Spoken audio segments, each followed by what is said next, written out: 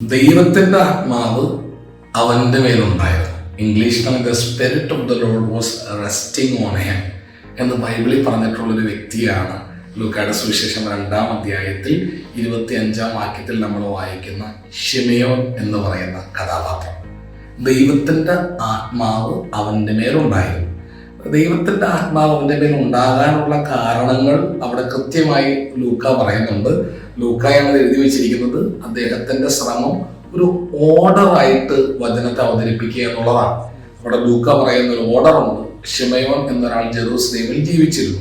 അവൻ നീതിമാനായിരുന്നു, ദൈവഭക്തനായിരുന്നു, ഇസ്രായേലിന്റെ ആശ്വാസം പ്രതീക്ഷിച്ചിരുന്നു.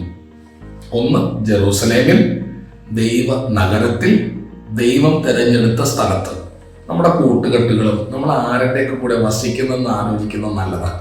ചീത്ത കൂട്ടുകെട്ടുകളും ദൈവഹിതമല്ലാത്ത സംവിധാനങ്ങളും മാറ്റി നമ്മുടെ വാസസ്ഥാനം ഒന്ന് ക്ലിയർ ചെയ്യാൻ നല്ലതാണ്.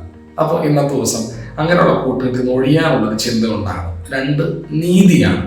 ഒരുവന് അർഹിക്കുന്നത് കൊടുക്കുന്നതാണ് നീതി. ദൈവത്തിന് അർഹതയിൽ ദൈവത്തിനോട് അന്വേഷിക്കുന്നത്, സീസണുള്ള സീസണിന് ദൈവത്തിനുള്ള ദൈവത്തിനെന്ന് പറഞ്ഞ പോലെ.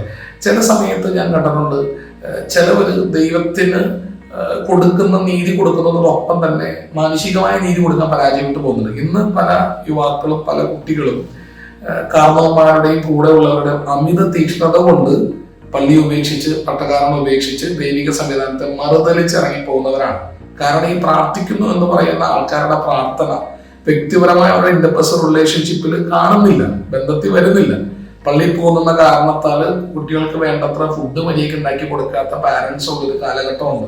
ഭക്താനുഷ്ഠാനങ്ങൾക്ക് ഒരു കുറവില്ല. പക്ഷെ ഇത് മക്കൾ അർഹിക്കുന്ന സ്നേഹത്തിനും കരുതലിനും, ജീവിത പങ്കാളി അർഹിക്കുന്ന സ്നേഹത്തിനും കരുതലിനും അപ്പുറമുള്ള ഒന്നായിട്ട് മാറ്റപ്പെടുമ്പോൾ അവിടെ നീതി നടത്തപ്പെടുന്നില്ല. നീതിയെ വിജയത്തിലെത്തിക്കുന്നത് വരെ ചടഞ്ഞ് ഞങ്ങൾ ഒടുക്കിയില്ല. ഇതാണ് ഈശോയെ കുറിച്ച് പറഞ്ഞിരിക്കുന്നത്.